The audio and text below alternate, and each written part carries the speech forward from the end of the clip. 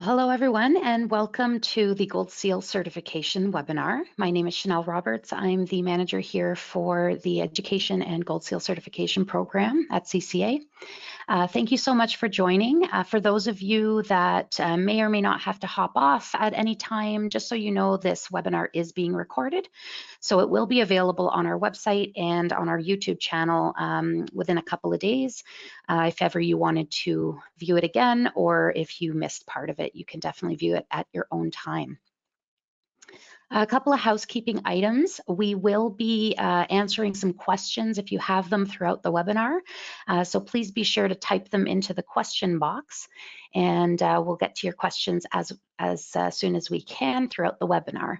For any questions that you have afterwards, you can definitely email us at goldseal@cca-acc.com. I will have that email up at the end of the webinar, but definitely email us for any questions that you may have, and we will be happy to help you out. So we will get started now with the webinar, and again, welcome to those that just signed on. What we're going to be looking at today are a couple of items. So we're going to be looking into what Gold Seal certification is and why you should get certified.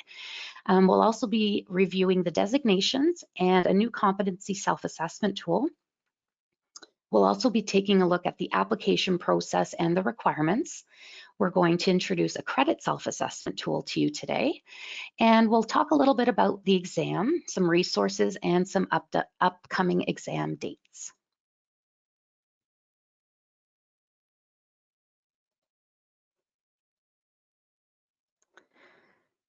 Okay, so for your Gold Seal, what we relate the Gold Seal to is your stamp of approval. It's your industry stamp of approval.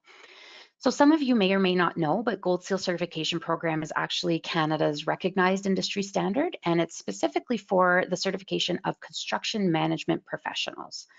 So if that's you and you qualify as in that category, then this is something for you to consider. So when we look at our Gold Seal certified professionals, they are the best of the best in their role, and the industry recognizes that for sure. And also you would be part, once you get your GSC, you would be part of a network that extends more than 10,000, almost actually 11,000 now, of other Gold Seal certified professionals. And you go for your Gold Seal because you're looking for the most demanding projects and you want to enhance your professional development. So those are a couple of key things that we look for in Gold Seal certified professionals. We're going to take a look at a couple of success stories here, but I do encourage you to take a look at them in depth on our website. We do have what we do is articles on, featured articles on some Gold Seal certified professionals that we do a little bit of an interview for, and we have them provide to us a little bit of an interview. So these are excerpts of the interview. They're just a couple of quotes, but they give you an idea of what life is like after Gold Seal for certain designations. So for example, we have Mike Love here at the top. He's a superintendent, and he said that getting his Gold Seal provided a path to developing the qualities he needed to be a better leader. Himanshu here on the left in the middle says, I feel more motivated to keep performing at a high standard. I also feel that my certification is a benefit for not only myself, but for my employer.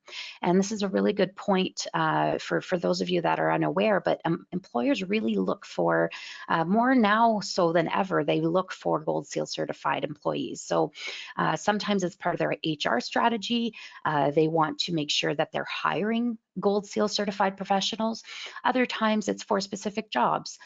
So a lot of people ask, what's the benefit of Gold Seal? Well, it will definitely give you that leg up, and it also helps you obtain the highest bids or projects or whatever you're going after in your career.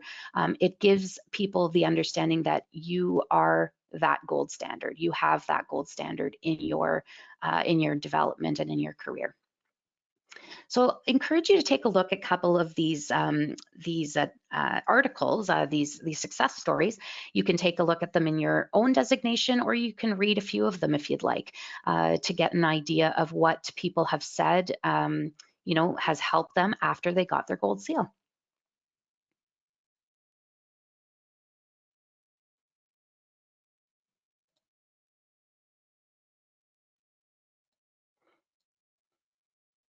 Okay, so a couple of things that you need to consider before applying. It's considering the eligibility. So a few questions you want to ask yourself. What is your occupation and your role? What type of company do you work for? What types of projects are you working on? And are the projects new construction or maintenance? So we have definitions of these types of construction on our website as well if you're unsure. But these are types of things that you want to consider before you even look into enrolling and applying. You want to make sure that you are eligible. So in the eligibility, we look for making sure that you are falling under one of these designations. So we certify estimators, foremen, owners, construction managers, project managers, safety practitioners, and superintendents.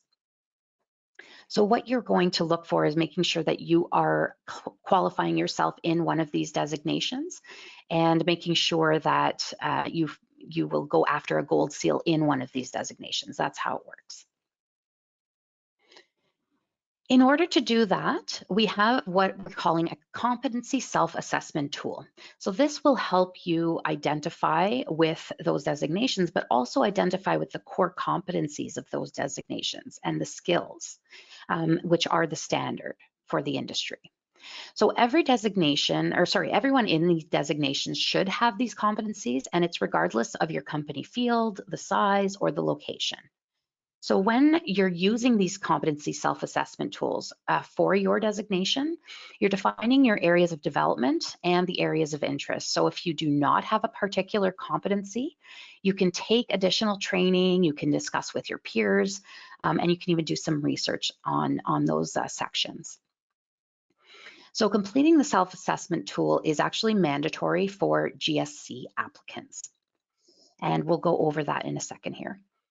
What it's also useful for is to review in terms of preparation for the exam, because the competencies and the sections of the tool are actually questions on the exam because they are related to the competencies and skills. So it's really good. It's a really good tool to review just before the exam as well, and it identifies your training needs. So I'll do a little quick example here, a little demonstration of what the tool looks like. And what you're going to see here is, for example, the foreman competency self-assessment tool. We're just using this as an example.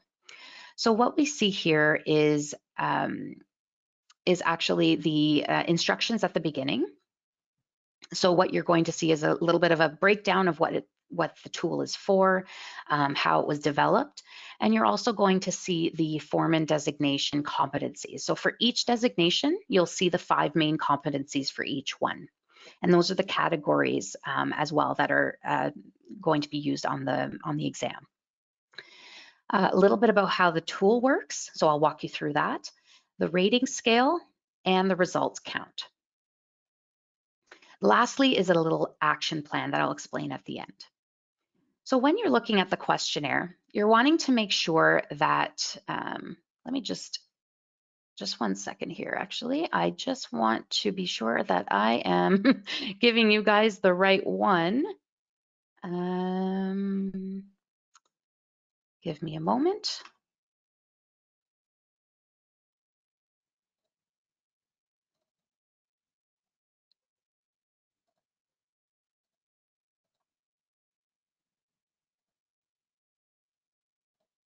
So sorry about that. I'm going to give you the estimator one instead because it's something that's just been updated. My apologies. So everything is the same as what I just mentioned, but what we're at is the questionnaire. So here is where you're going to enter in all of your responses for each question. So the idea is to ensure that you are identifying with each of these competencies on a certain level. So you from 1 to 4. So 1 being that your proficiency for each of the following activities or skills is none or limited. 2, that it's average. 3 is very good, and 4 is excellent.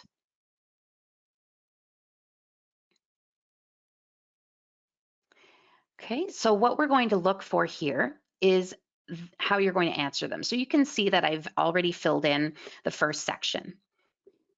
Let's say we're going to fill in understand contracts and supplementary conditions.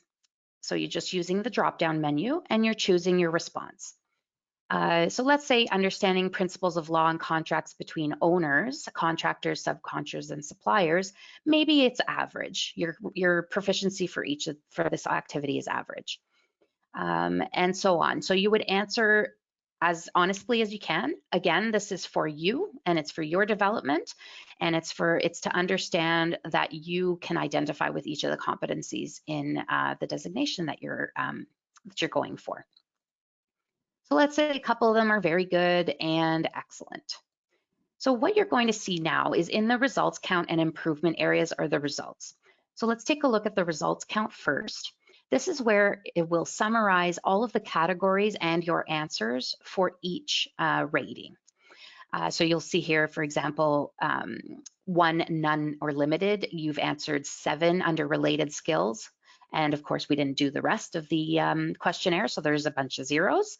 And then, for example, very good, we answered 1 of those, and excellent 1. It'll also give you the percentages for those categories as well.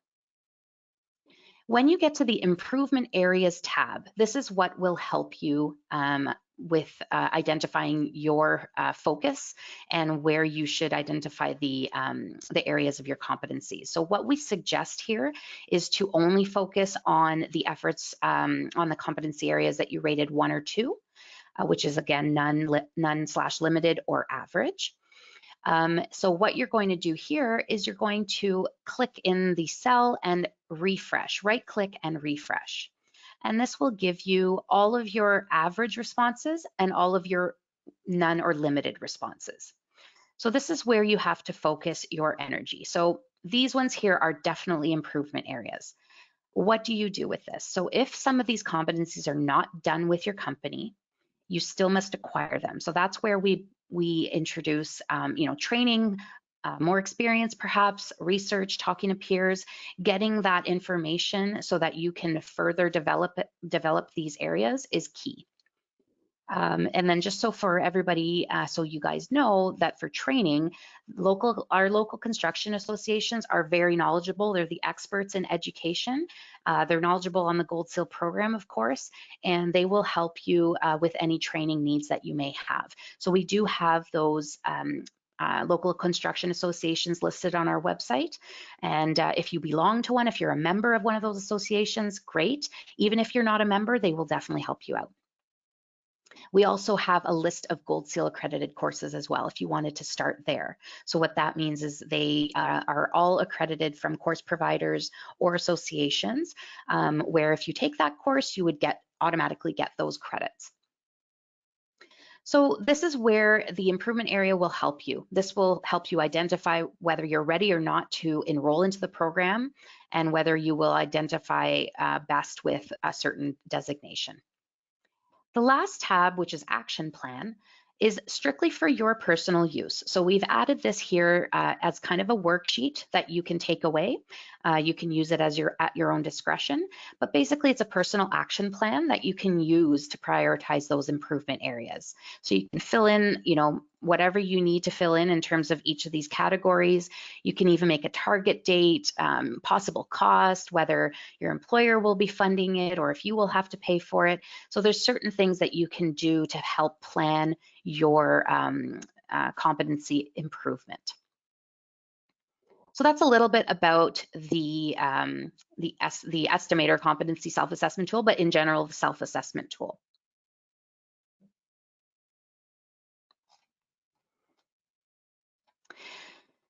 So what we'll look at now, and we'll come back to this a little bit later, or now actually in the application process, I apologize.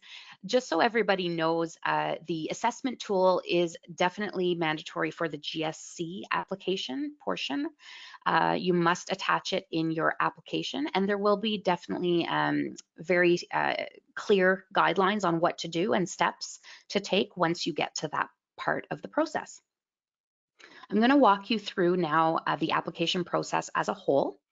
So the way that it works is that everyone enrolls as a Gold Seal intern. So you would submit your enrollment, and we'll go over the pricing and all that a little bit later on, but you would submit your enrollment and have it go through the review process and then be approved as an intern. So Gold Seal interns have up to 5 years to meet requirements and to challenge the Gold Seal exam. Once you do meet those requirements, you will be able to then apply for the Gold Seal certified application and then submit your application for review. We would then review it, and a couple of things can happen from this point on. If you do not meet the Gold Seal requirements, you still remain as a GSI, so you still have that credential to use, and it would be as an intermediary step. So again, it would go back to the cycle of having up to 5 years to meet the requirements. And in case anybody is wondering, having the GSI credential is just as important because it communicates to your employers, your clients, that you are working towards your Gold Seal. If you do meet the requirements, you would then be approved to select an exam date, which we would provide you the link for the form to register. Then once you select your exam date, you wait for the exam date to challenge the exam. If you pass the exam, you become Gold Seal certified. You have your GSC. And GSC is also a prerequisite for the P.GSC, which is the highest level of certification you can get in the program. And we'll go over that in a little bit. If you do fail the exam, you can rewrite the exam at the next exam date for a fee. So what we do here is that if you fail the exam, we kind of put you back into the approved section of our applicants, and we allow you to choose a new exam date. Once you do choose that new exam date with the payment of the rewrite fee, you will be able to register for the next exam. And there is no limit on rewriting the exam. You can rewrite it as many times as you feel you need to. Another situation that may happen here upon review of your GSC application is that if you are really close to meeting the requirements. So sometimes there are applicants that perhaps need one more course, you know, just a couple of credits, like let's say 2 or 3 credits. You can be conditionally approved in this situation. And what we do is we allow you to provide, we allow you to choose your exam date, but just so long as you send in the missing documentation to us at least a week before the exam date. So that allows you to prepare for the exam, but just as long as you submit all of your documentation, then you will be able to write the exam. If we do not receive the documentation a week before the exam, we will have to remove you from the exam writing list. So then once, if you're in this situation, once you challenge the exam, it follows suit. So passing the exam, you become GSC, or if you fail the exam, you can rewrite for the fee and go back to choosing a new exam date. For the enrollment requirements, what you need is your project experience and letter of reference. So what we're looking for here is at least 1 year of Canadian industry experience, and it has to be in the designation you're applying for. Or it's a minimum of 2 years Canadian experience in an assistant position. So that may be, let's say you're going for an estimator designation, it could be a junior estimator position, or if you're a project manager, it could be project coordinator or junior project manager, that kind of thing. So you're looking for assistant positions if you have that experience. The way that we classify the credits is for every year of experience, it's 10 credits. So in terms of Gold Seal enrollment, this is all we're looking for is 1 year Canadian experience or 2 years in assistant role and a letter of reference, and it must be from your current employer it must be current and from your direct supervisor. So just making sure that the letter isn't, you know, a year or 2 old. It has to be, you know, preferably in the same year as your application. One thing to note here is that we do not count the current year as your year of experience. So if you only have, you know, we're in 2021 now, if you only have a few months of experience so far, that won't count yet. We need 1 full year of experience. Once you're approved once your enrollment is approved and you become a GSI, you become an intern, if you already have the credits to meet the requirements, this is where the breakdown will make sense for you. So this is for people that meet the minimum 100 Gold Seal credit requirements. It's 75 for foreman. And so you may already, in your enrollment, you may already have all of these credits. So then you could easily apply for the GSC application right away. Or if you're an intern with the minimum experience only, then you wait out your 5 years and you gain your experience, and you have up to the 5 years to submit the credits for this application. So what we're looking for here with the GSC application is firstly project experience. In that you need your letter of reference from your current employer, same idea as the enrollment. The letter must be current and from your direct supervisor. Then what you're needing is a minimum of 5 years experience, and it's 3 for foreman in the designation applied for. So again, 10 credits per year. So we're looking for 50 credits in this area. A couple of notes here to consider. For project managers, superintendents, and estimators, you must be directly employed by a construction company working in either general contracting, trade, electrical, mechanical, or civil. So please be cognizant of that. And then consultants are not accepted, but the only exception is for owner's construction manager's designation. And if you need help identifying that and clarifying, we can definitely help you out, and just contact us and we can help you out with that. The education and training is also required for the GSC application. So what we're looking for is a minimum of 25 education or training credits, and this includes the mandatory and safety training. Then the remaining 25 credits, and again, it's not applicable to foremen because the minimum is 75 credits for them. The remaining 25 credits for the other designations can come from either experience and or education and training. So what that means is, let's say you have 10 years of experience. What we do here is we cap that experience at 75 credits, and what you would need then is only 25 remaining credits for education and training. And you can also have, up to 40 credits for education as a formal education construction management degree. That will, really qualify for much of your education and training needs. So it depends on your experience and what you have in terms of credits for your education and training. Then if you're looking at P.GSC, so this is just a little bit about P.GSC once you get your GSC. This is making sure that you are currently a GSC. You have to have that as a prerequisite, and you can easily apply for it immediately after obtaining your GSC if you're wanting to pursue the P.GSC for further development. Now, the only thing with this designation or this certification is that it's renewable every 2 years. So this is something that you do have to upkeep and renew every 2 years. And what we look for every 2 years is that you've worked at least 2,000 hours in the designation that you were certified for. So if you got your GSC as a PM, you must also still be a PM to obtain your P.GSC in the last 2 years.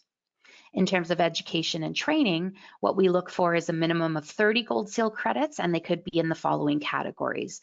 So formal education, any construction related courses, anything that's informal education could relate to seminars, community contribution, you may be teaching, or you can be helping in building the construction industry. So some people sit on committees, that kind of thing. So that's what we look for when when we're evaluating a P.GSC application.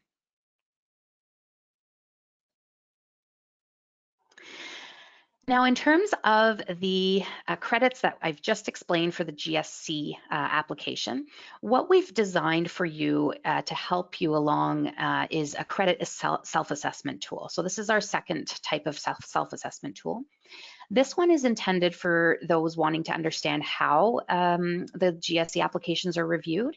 And for those of you that are already enrolled into the program, this will help you estimate your credits, and it'll help you estimate to understand whether you have enough credits to challenge the exam and apply it for a GSC application. So I'll just demo this self-assessment tool for you. So what we're looking for here is, first, you have your instructions, of course. So we lay out everything for you here. We also give you some links, which you should definitely consider taking a look at before you enroll. So for example, attending the monthly webinar, which is you're doing now, reading the application guide, assessing your competencies as we discussed, and also reading about the Gold Seal exam. So all of these links are here for you. And then we explain a little bit about using this tool. So what I'm going to show you here is an example. So let's take a look at PM, for example. Just a note here, you may have to scroll over to see a couple of the boxes on the right, just so you know. So what you're looking at here is for the credit self-assessment tool, we make sure to outline the eligibility that we discussed a few slides ago. So making sure that you're answering those questions. And if you answer no to any of them, we advise, so for example, do you currently work as a PM in Canada? If you answer no, you're not eligible. Do you work for a general trade electrical mechanical contractor? If you say no, you're not eligible. But if you say yes, you can continue. So we give you those answers right off the bat. Then we go into equivalencies. So certain equivalencies apply to certain designations. So for example, as in an estimator, you'll see a couple of different equivalencies here. And for CSP, you'll also see a couple of equivalencies here. Then we get into the section to estimate your credits. So here we want to make sure that everything is understood. So we give you a little bit of a description at least, and then we also give you a little description here of what to do. So we encourage applicants to apply only once they have the required number of credits. So if you are missing 3 or less credits, for example, the mandatory ethics course, you can be conditionally approved. So exactly what we talked about in the application process. Here we outline the years of experience. So if you have less than 1 experience, as we explained earlier, you will not be eligible if you do not have at least 1 year of full experience. If you have 1 year as a PM, you are eligible to enroll in the program. So then you can continue. We give you the outline as well for 2 years in an assistance role. So let's say this PM applying has over 5 years of experience. What we do again is for every 10 years of, for every year of experience, it's 10 credits. So here, for example, I've entered in 6. So I have 6 years of experience as a PM, and this gives me 60 credits. If you have 7 years of experience as a PM, it'll estimate right away as 70 credits. Okay, so then we would continue on. Here, we look into the formal education section of the application. So do you have any construction-related education? If you answer no, that's okay, it's not mandatory. If you answer yes, we outline all of the credits awarded to each level of education. So your tradesperson qualification will give you 10 credits. So if you have your Red Seal, your project management, estimator, or superintendent program will give you 15 credits, and so on. So identify your formal education under one of these categories. And for example purposes here, let's say I have my technologist degree. So I'm going to put in 25 credits in the yellow box. And then it will automatically populate as your estimated education credits. And what it's doing is calculating the experience credits just above with these. So we'll see that at the bottom here. It'll all calculate for you at the end. Then we get into the mandatory training. So again, here is where we talk about, and we'll go over this in the next slide actually in detail. This is where we go over the mandatory training, which consists of the ethics, and each designation has a specific mandatory training for them. So let's say this person says, yes, I do have my ethics. We do have some changes coming up for the ethics course, which I'll take you through in a couple minutes. But let's say you do have your ethics, you have your full 3 credits for that, then you can enter that into the yellow box. If you have your designation specific training, which is mandatory, then you can enter that in as well. So for example, for PMs, what we look for in credits for this specific training is law and contracts in the construction industry, construction planning and scheduling, project management, any of these topics. If you've taken a course that falls under one of these topics, that classifies under your mandatory training for your designation as a PM. So then you can enter in that training here. So again, total of 2 or more credits in the following areas. So if you have 2 credits here, then you can enter that in. If you don't know what a credit means, we have that listed here. So the way it's calculated is for every 6 hours of learning, this is breaks and lunch not included. So if you have an 8-hour class, it's still going to be 6 hours of learning because we remove the breaks and the lunch. That equals 1 credit. So what we're looking for in terms of a PM specific mandatory course is at least a course that's 12 hours long. You can also take 2 different courses that are at least 6 hours long. So let's say you've done that. You enter in your 2 credits here, and it will populate your estimated mandatory training credits here. We also have a category for safety related training. So let's say you do have some safety related training. The way that we've calculated this for you and formulated it for you is in number of hours.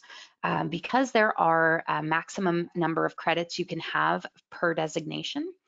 So for example, with a PM, it's a maximum of 5 credits in safety training.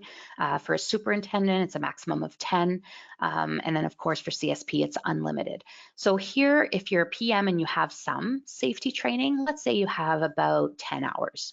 We're gonna put in 10. That will estimate to 1 safety credit. And let's say you have a lot.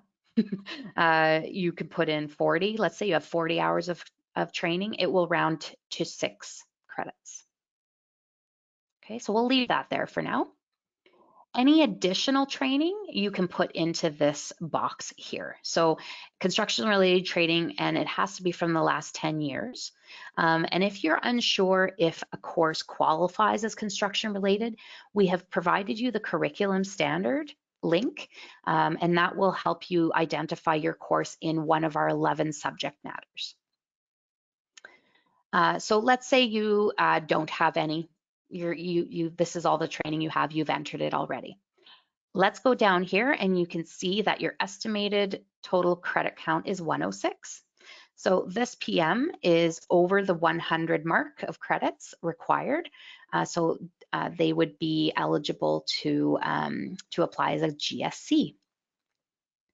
So this is how the credit self-assessment tool works. And it will help you understand a little bit better how credits are calculated and answer any questions that you may have in terms of what you have, at your fingertips. Let's say you have a bunch of certificates, you're really unsure what qualifies.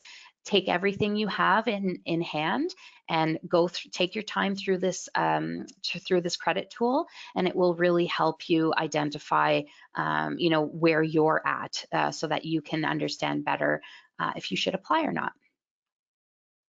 Okay. So further down here as well, we have a couple of extra worksheets. We have a safety course worksheet. So this will help you just identify the number of like your courses or your years taken. This is like a personal worksheet that you can have. Feel free to use it or not. It's up to you. But sometimes people need to, visually see what they have in terms of courses. So let's say you have your first aid, you can type it in here, the year taken, let's say you took it last year, and let's say it's 6 hours long. So you can definitely add all that in. It will populate the total for you at the end. So let's say we have another course here, it will populate for you. So then it'll give you your total number of hours. You can easily fill all this in before you do your worksheet, before you do your credit self-assessment, so that you just have the hours to put in. So you've done all the work in this sheet. This is here for you if you need it or not, okay? Then we have an additional training worksheet. This is available to you as well for the same idea. So you can put in all the courses you have, you could put in the year they've been taken, Whether they are Gold Seal accredited or not, you can also put them in. So some courses that you may take, let's say they're accredited for 5 Gold Seal credits. What it's going to do is populate that in the additional training credits. Or let's say you have another course that you only have the number of hours. It's a 30-hour course. It will populate for you in the total. So this will give you an idea of how the courses are calculated, but it also give you your number of training credits as a total. So you can just use that number, go back to your sheet and enter it in here. Additional training. Okay, so that's how the credit assessment tool works. We believe that it'll really help those that that need to better understand how we calculate credits. And if you have any questions at all on the tool, it's really important that you contact us so we can walk you through it. But also a little word of advice, once this is up on our website in the next day or so, make sure that if you're going to use it, you download it and you save it, on your desktop or wherever you would like to save it. But just make sure you're downloading it, as it's not an online tool to be worked with. So we're going to go over the mandatory training now. As I mentioned briefly in the credit self-assessment tool, the construction industry ethics is actually a mandatory training course for all designations. So we will be going through some changes happening for that course in the next slide. But basically right now there is an online and a virtual component. So do check with your local construction association if you're planning on taking an ethics course before the April launch of the new one. So they do have the availability and they will be able to let you know what's coming up so that you can register for the course. For the designation specific courses, training, this is what we look for in this chart here. So for example, I mentioned to you when we were doing the credit self-assessment that you do have certain topics you can choose from as a project manager. For example, with estimator, you can have a total of 2 credits in either of these following subjects. For foreman, what we look for is a total of 6 credits here. And the reason for that is the Construction 101 and Beyond mandatory course is actually worth 4 credits. And the Leadership for Safety Excellence is worth 2 credits. So if you are a foreman, you do need these courses to qualify in addition to the ethics course.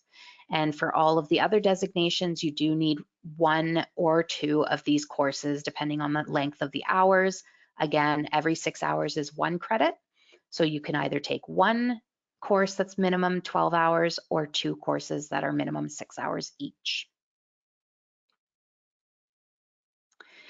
So we do have a new consolidated virtual construction industry ethics course, and it will be launched April 2021. So we're only a month away. Now, new applicants will be required to take this revised course, but if you are an applicant who's taken any of the previous online and in-class virtual courses, they will be accepted. The credits do not change for the new consolidated course. It's still worth 3 credits, so that stays the same.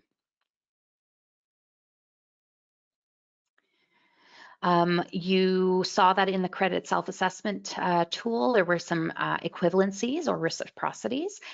Just to go through them a little bit in more detail here, if you have your CIOB, you will be approved to write the exam, and as long as you show your 5 years of experience and your mandatory ethics courses, you'll be approved to write the exam.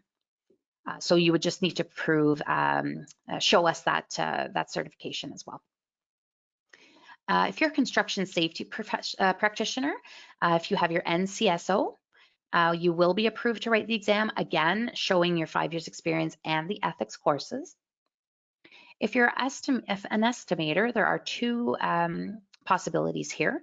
So if you have your P.GSC credential, you are actually automatically approved for the certification. So if you have your PQS, you show us the proof, and we will automatically approve you for certification. You will become GSC. So you do not need to submit, a full application. You just have to submit the application with your attachment, so your PQS attachment, and the payment. That's all you would require.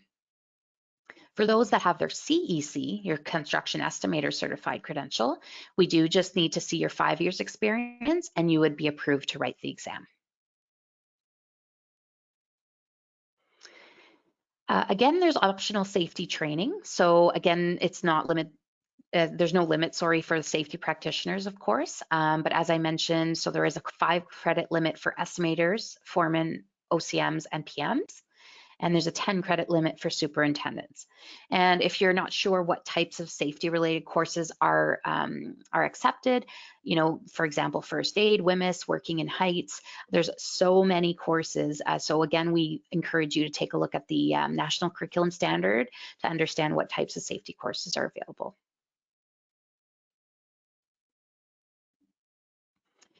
You can also take Gold Seal accredited courses. So we do have over 1,000 Gold Seal accredited training courses, and this could come from universities, colleges, individual course providers, and our local construction associations. They are available on our website. So it is a good place to start if you think you need more training. And there are courses in various subject matters as well.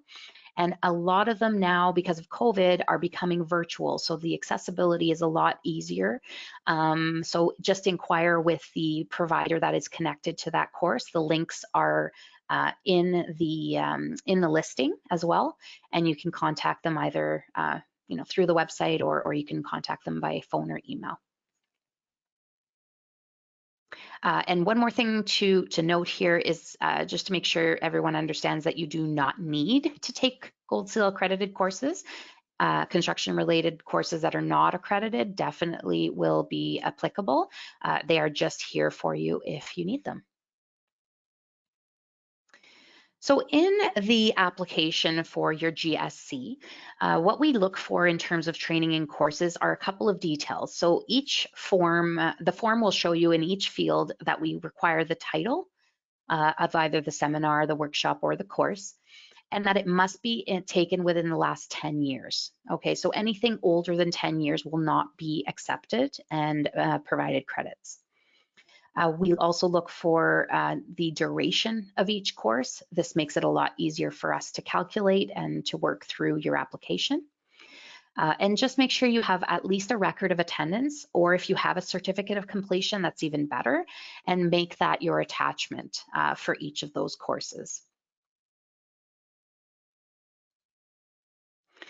When we look at project experience for the application, we're asking for a couple of details here. So for example, we look at your role, your project description, the employer's name and who the project was for, and some project specific duties. And they do not have to be long, just a few words or a sentence or so.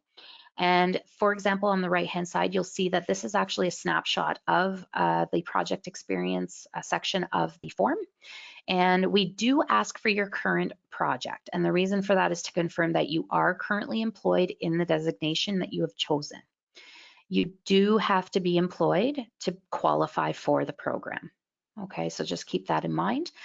As well, just a reminder that we do not count the current project. So 2021 will not count for credits. It's just to demonstrate your current role. When it comes to residential experience, Part 9 of the National Building Code, which is residential experience, does not count. Okay, so take a look at your residential experience if you have some. What we do accept are residential buildings and structures that are over 3 stories high. So this is Part 3 of the National Building Code. If you're unsure, consult the National Building Code, talk to your employer, take a look at your past experience, and just make sure that those fall under these qualifications. So an enrollment checklist. So what you're looking for is to make sure that you have your letter of reference, your employment history, your education and training, making sure that you have the proof of certificates or record attendance attached, making sure that you're subscribing to our Gold Seal updates, which the question actually is embedded into the forms. So we do ask for you to subscribe through our MailChimp email database. And the reason for that is because this is where all of the communication will come from. So if you are not subscribed, you will not receive any updates on your application. You won't receive your exam details, whether it's your logins or your results even. So please do make sure to subscribe to our Gold Seal updates. And then of course, payment. And we do accept credit card or PayPal. If you are applying as a Gold Seal certified professional, so you're applying for your GSC once you've been approved once your enrollment, has been approved, once you're in the program, you'll need your letter of reference, your employment history, your education and training, definitely subscribing to the Gold Seal updates and payment. So where do you start? We have actually a brand new website. So we are connected within the Canadian Construction Association website, and you will start at the How to Apply page. So we have a lot of information that's available to you. Please do take the time to read through the pages. We do encourage you to take a look at everything, under the how to apply, under the applicants section. There's a lot of good information in there for you. And so please do take the time to explore those areas. So we're going to talk a little bit about the new framework, which is effective on Saturday, March 13th. So this is where all applicants will register and enroll into the program, as we've been talking about. So when you enroll into the program, it's for $425 plus taxes. And of course, as we talked about earlier, you would be approved as an intern, giving you up to 5 years to meet the requirements and challenge the exam. Once you have been approved, once your enrollment has been approved and you've met all the requirements for the GSC, you will then submit a new application for your GSC for $100. Okay. So then once GSC applicants are approved to write the exam, then the exam fee is $125 plus tax. So some other fees may include a re-review fee. So this is if you're in a situation where your application requires an entirely new review. We will need to charge you for that. But this is making sure that you do understand the statement email that we provide to you. You know what you need to provide, and if you follow our instructions and our requirements, then you shouldn't need a re-review, but this is just something that we need to make everybody aware of. And then of course the exam rewrite fee is $125. So if you do fail the exam, you would submit a new registration through a form that will allow you to pay for the exam rewrite. Okay, and all application fees are non-refundable as well. So when it comes to the Gold Seal exam, it is based on experience. So a lot of people ask, is there a study guide? And there is not. So you have to just keep in mind that the exam is based on your experience. So we ask you to read through not the occupation profile, but the competency self-assessment, making sure you've gone through all of those details and all those competencies. And again, as I mentioned earlier in the slides, it is a good tool to have to, you can essentially use this as a study, but to review before the exam. Now, normally, this was pre-COVID, all exams were proctored at local construction associations, but we are continuing to ask candidates to write the online exam from their homes or offices. So the April and June exam, and most likely the October exam for 2021 will be online, where you can write it from your home or your office. The exam is all multiple choice, and it depends on your designation, but the quantity of questions varies between 150 and 180 questions. So it's usually between 3 and 3.5 hours long. And then what we look for in terms of a passing mark is 75%. So anything above 75% is a pass and you would obtain your GSC. A couple of resources here. So again, as I mentioned earlier on our new website, I encourage you all to take a look through all of the pages that will be available under the applicants section, especially starting with the application guide. This is very important to read through first so that it gives you an understanding of where to start, what you need, a little bit about the rules and the guidelines. Take a look at our training courses and the exam page as well. We'll give you quite a bit of information. So the upcoming exams are April 23rd and the deadline is tomorrow. So if you think you can get something in, you're more than welcome to. By March 12th at midnight is the deadline, and you would be applying in the current framework and structure. So if you're applying as a GSI, it would be 125 plus tax, and if you're applying as a GSC, granted that you have all of the requirements, you'd be applying as 525 plus tax. So all of those details are still currently on our website. So definitely get your applications in if you want to write for April 23rd. Otherwise, we have included a new exam date. So it used to be 3 exams a year. We've included a 4th one. So if you do need to take the exam between April and October, you have June 25th available. And the deadline to apply then is May 14th. Then our final exam for the year is October 22nd, and the deadline is September 10th. So I'm going to leave this slide up if you wanted to take down the website and the email. You will definitely reach us faster if you email us, or you can give us a call, but email is best. And we'll be happy to answer your questions within 48 hours. But please do, if you have questions, let us know. I see that quite a few questions have been asked and answered in our question box. So thank you for all of your questions.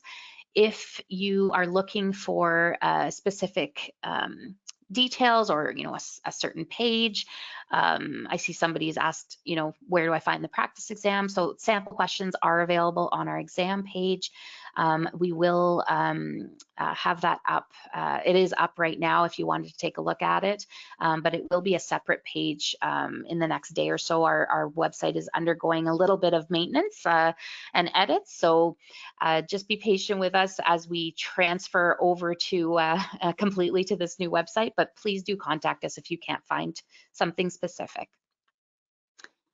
So I will leave you all now. So enjoy the rest of your day. And again, please do contact us if you have questions, but read through all of the good stuff on our website to help you along your journey. And I do hope that you guys all consider your Gold Seal journey as part of your development and as a milestone, hopefully. And do please contact us for any questions. So thank you very much for attending. I appreciate everybody's attendance today, and have a wonderful day and rest of your week. Thank you so much.